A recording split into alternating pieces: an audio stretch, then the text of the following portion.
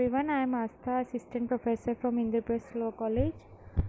So this is our 7th video for Law of Crimes BLLB 5 years 5th semester, and in this video also we will discuss our offenses affecting human body. In the previous video, that was in video 6, we discussed our topic murder and culpable homicide, and in this video we will discuss hurt, grievous hurt, kidnapping and abduction, wrongful restraint and wrongful confinement, assault and criminal force. So hurt is defined under section 319 of IPC. Section 319 of the IPC, that is Indian Penal Code 1860, defines the word whoever causes bodily pain, disease और infirmity to any person is said to cause hurt. मतलब आपकी किसी एक की वजह से सामने वाले पर्सन को बॉडी में पेन होता है, उसे कोई डिजीज़ हो जाती है या कोई इन्फर्मिटी हो जाती है, तो उसको हम बोलते हैं हर्ट. तो you will be liable for hurt अगर ये सब प्रॉब्लम्स आपकी वजह से किसी सामने वाले पर्सन को होती हैं. ग्रीवियस हर्ट क्या होता है? So grievous hurt is defined under section 320 of the IPC.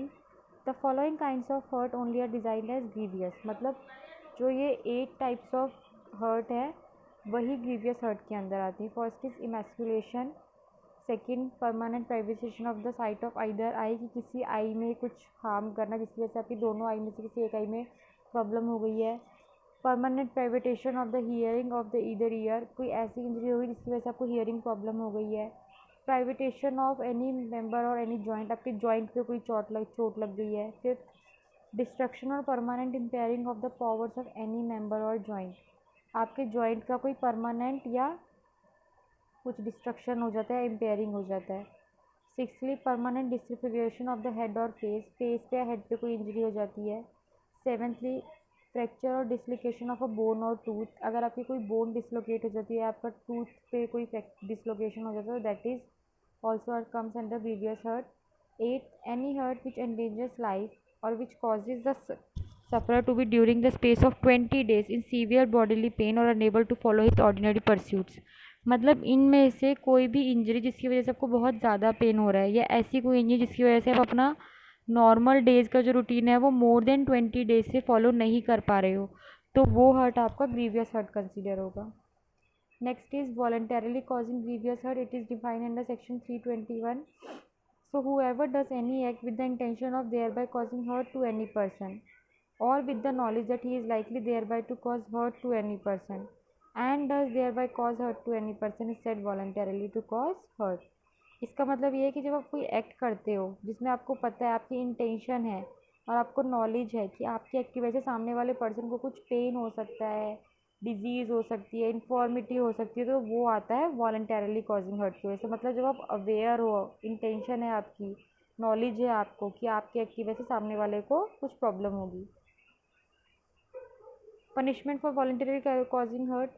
Whoever except in the cases provided for section 334 voluntarily causing hurt shall be punished with imprisonment of either description for a term which may extend to 1 year or with fine which may extend to 1000 rupees or with both. तो voluntarily causing के hurt की punishment होती है या तो 1 साल तक की सज़ा या फिर 1000 रुपये तक का fine. Next is wrongful restraint. Wrongful restraint is defined under section 339. So whoever voluntarily obstruct any person so as to prevent that person from proceeding in any direction in which that person has a right to proceed is said wrongfully to restrain that person. मतलब अगर आप किसी person को जहाँ पे उसको lawfully जाने का राइट है, आप उसको वहाँ पे जाने से रोकते हो, रिस्ट्रेन करते हो, then you will be held liable for wrongful restraint. For example, अगर इफ़ कोई बच्चा है, उसको स्कूल में है वो, और अगर स्कूल में रह के उसको प्लेग्राउंड में ही एज अ राइट, प्लेग्राउंड में जाने का, कैंटीन में जाने का और क्लब में जाने का, जो स्कूल क्लब्स होते हैं उन सब में जाने का राइट है, बट अगर आप उसको रिस्ट्रेन करते हो कि आप कैंटीन नहीं जा सकते या आप ग्राउंड में नहीं जा सकते, तो उसमें क्या होगा, आप उसको रॉन्गफुली रिस्ट्रेन कर रहे हो. सो दैट इज़ जहाँ पे उसका लॉफुल राइट है जाने का and you are stopping that person to going in that direction, that is wrongful restraint. But इसकी कुछ एक्सेप्शंस होती हैं. The obstruction of a private way over land or water which a person in good faith believe himself to have a lawful right to obstruct is not an offence within the meaning of this section. मतलब अगर आप किसी land का या किसी water का वे obstruct करते हो, लेकिन आप उसको गुड फेथ में, आपको लगता है कि आपके पास लॉफुल राइट है उसको करने का, मतलब थोड़ा मिसकंसेप्शन में आप उसको बिलीव कर लेते हो that yes you have a right to obstruct that water और ऑब्स्ट्रक्ट दैट लैंड, तो आपने वो गुड फेथ में उसको रखा, तो इन दैट केस आप रॉन्गफुल रिस्ट्रेंट के लिए लायबल नहीं होगे। Wrongful confinement, it is defined under section 340. Whoever wrongfully restrained any person in such a manner as to prevent that person from proceeding beyond certain circumscribing limits is said to wrongfully confine that person. मतलब अगर आप कुछ limits उसके लिए set कर देते हो और आप बोल देते हो कि उस लिमिट्स के बाहर आपको नहीं जाना है, तो in that case you are wrongfully confining a person. Illustration A causes Z to go with a walled space and locks Z in. कि मतलब आप ए को बोलते हो कि वो ए जेड को क्या बोलता है, एक वॉल के अंदर, मतलब एक बाउंड्री के अंदर लॉक कर देता है और बोलता है कि इस बाउंड्री के बाहर आप, इस बाउंड्री पे आप कहीं भी घूम सकते हो, लेकिन इस बाउंड्री के बाहर आप कहीं नहीं जा सकते। तो वो क्या हुआ, आपने उसको हर जगह जाने से रोक दिया, मतलब he is restricted only to that 4 walls boundary. A is thus prevented from proceeding in any direction beyond the circumscribing line of wall, so A wrongfully confines Z. Like अगर मैं आपको इस कॉलेज कैंपस में बोल दूँ कि आपको Indraprastha law college में ही रहना है और इस कैंपस के आप बाहर नहीं जा सकते हो, तो मतलब इस कैंपस में आप कहीं भी घूमो, लाइब्रेरी या आपको लैब जाना है, कंप्यूटर लैब, या फिर आपको गार्डन में जाना है, क्लासरूम में जाना है, you are allowed to go anywhere, लेकिन मैं आपको बोलती हूँ कि इन 4 वॉल के बाहर आप नहीं जा सकते। तो वो क्या हुआ कि उस कैंपस के अंदर आपको कहीं भी जाना अलाउड है, लेकिन उसके बाहर आप किसी भी डायरेक्शन में नहीं जा सकते, तो that is wrongful confinement. Punishment for wrongful restraint is defined under section 341. So whoever wrongfully restrained any person shall be punished with a simple imprisonment for a term which may extend to 1 month, or with fine which may extend to 500 rupees, or with both. तो इस wrongful restraint की punishment क्या होती है, या तो 1 month तक की punishment होती है, या फिर 500 rupees तक आपका fine होता है, या फिर दोनों। Punishment for wrongful confinement, it is defined under section 342.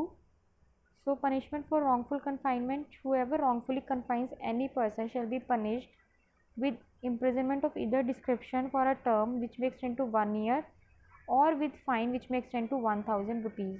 तो wrongful restraint में होता है 1 month तक की punishment और 500 rupees, और wrongful confinement में होता है 1 साल तक की punishment या 1000 तक का fine, या फिर दोनों। Next is voluntarily causing grievous hurt. It is defined under section 322. Whoever voluntarily causes hurt, if the hurt which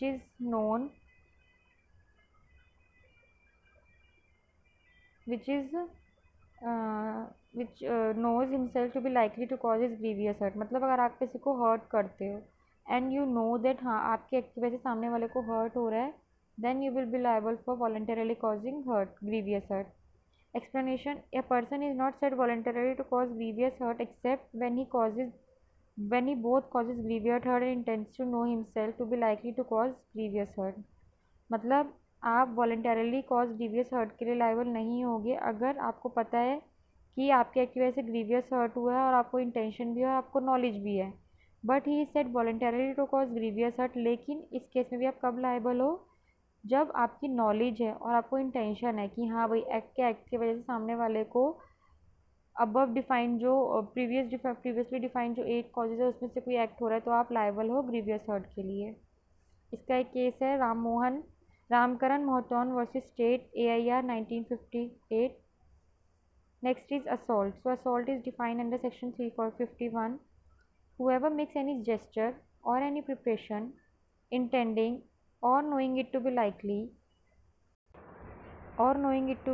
that such gesture or preparation will cause any person present to apprehend that he who make that gesture or preparation is about to use criminal force to that person is said to commit an assault.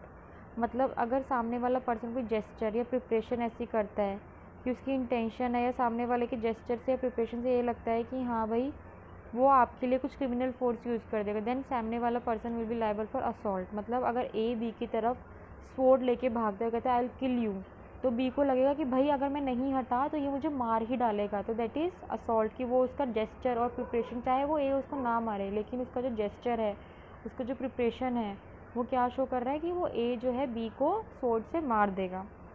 Explanation: mere words do not amount to an assault. मतलब सिर्फ words assault नहीं create करते। अगर मैं आपको A B को बोले कि मैं तुम्हें मार दूंगा, खड़े होकर सिर्फ बोले normally that I will kill you, तो ये असॉल्ट नहीं है। लेकिन अगर वो स्वॉर्ड लेके डंडा लेके बी की तरफ भागता है तो इन दैट केस, और तब वो बोलता है that I will kill you, तो in that case that is a assault.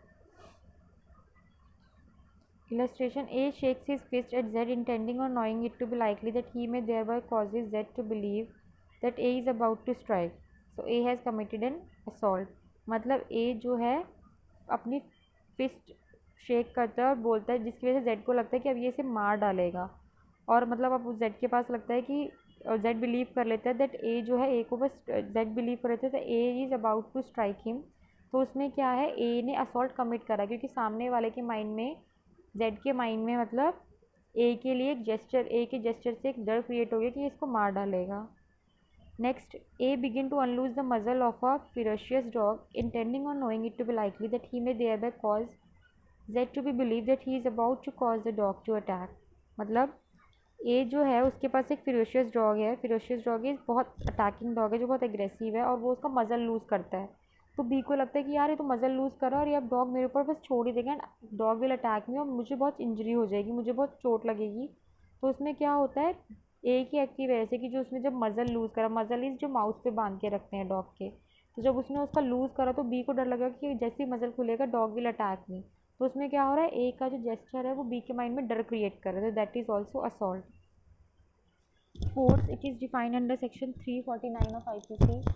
A person is said to use force to another if he causes motion, change of motion or cessation of motion to that person, or if he causes to any substance such motion or change of motion or cessation of motion, or brings that substance into contact with any part of that other's body, or with anything which that other is wearing or carrying, or with anything so situated that such contact affect the other sense of feeling। मतलब जब आपके body किसी सामने वाले की body के contact में आती है और उसकी वजह से, आपके टच की वजह से सामने वाले की सेंस ऑफ फीलिंग अफेक्ट होती है। Like if you are walking, आप नॉर्मली जा रहे हो मेट्रो में, इफ़ यू आर ट्रैवलिंग, आपको धक्का लग गया, तो आपके क्या हुआ, धक्का लगने से सामने वाले के सेंस ऑफ फीलिंग, मतलब उसको कुछ फील हुआ, सेंस हुआ उसको, तो that is force.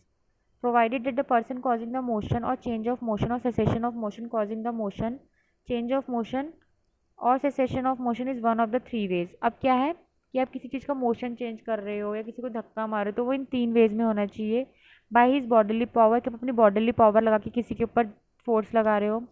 Bye disposing any substance in such a manner that the motion or change or cessation of motion take place without any further act on his part or on the part of any other person.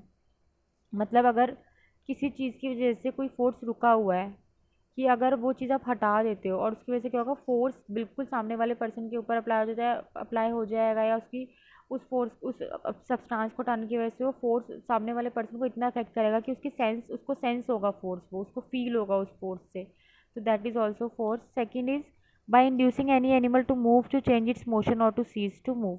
जब आप किसी animal को किसी direction में move करते हो और उसकी वजह से क्या हो रहा है, उसकी डायरेक्शन चेंज हो रही है, फोर्स कर रहे हो, इंड्यूस कर रहे हो, that is also a force. क्या फोर्स यूज़ कर रहे हो उस एनिमल के लिए, उसकी वजह से क्या हो रहा है, आपकी डायरेक्शन चेंज हो रही है, एनिमल की डायरेक्शन चेंज हो रही है। Next is criminal force. Criminal force is defined under section 350। whoever intentionally uses force to any person without that person's consent in order to the committing of any offense, or intending by the use of such force to cause or knowing it to be likely that by the use of such force he will cause injury, fear or annoyance to that person to whom the force is used। मतलब जब आप किसी person के against force use करते हो उस person के consent के बिना, और उससे क्या होता है, उस पर्सन के कंसेंट के बिना जब आप फोर्स यूज़ कर रहे हो और वो फोर्स आप यूज़ कर रहे हो किसी ऑफेंस को कमिट करने के लिए, जहाँ पे आपको पता है, आपको नॉलेज है कि इस फोर्स की वजह से सामने वाले को इंजरी हो सकती है या उसको अनॉयंस हो सकती है, उसको फियर हो सकता है, तो that is a criminal force. मतलब जब आप सामने वाले के माइंड में डर क्रिएट कर देते हो और जब आप फोर्स यूज़ करते हो बिना उसकी मर्जी के, that is criminal force. For A intentionally pulls up a women's veil, मतलब ए जो है ज़बरदस्ती एक बी वुमेन है उसका पल्लू या घूंघट उठाता है, so here A intentionally uses force to her if it does so without her consent. मतलब ए अगर उस वुमेन की कंसेंट के बिना उसका वेल पुल करता है तो इन दैट केस उसको पता है कि भाई मैं ज़बरदस्ती कर रहा हूँ और मेरी ज़बरदस्ती की एक्ट की वजह से वुमेन को जो है फ्राइटन हो सकती है, इंजर हो सकती है, या उसको एनॉय हो सकता है, तो यहाँ पे A is committing criminal force. So this was our 7th video and we have discussed our topics: criminal force, wrongful restraint, wrongful confinement, hurt and grievous hurt in this video.